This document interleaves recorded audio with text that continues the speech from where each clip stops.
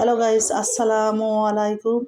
আমি আপনাদের সামনে আবার নতুন একটা রেসিপি নিয়ে হাজির হয়েছি। বলেছিলাম না কিছুক্ষণ পর আবার নতুন একটা রেসিপি নিয়ে হাজির হব ইনশাল্লাহ। আপনারা কেমন আছেন? আমি ভালো আছি।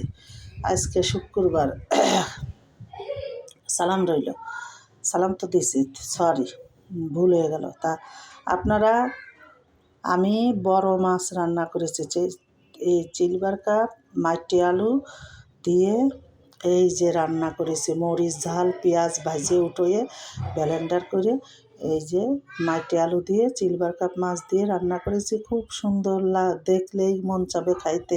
আপার এই রান্নাটা খাইয়ে বেশি বেশি করে আপুরে ফলো শেয়ার কপি লিঙ্ক করবেন ইনশাল্লাহ। ভালো থেকেন।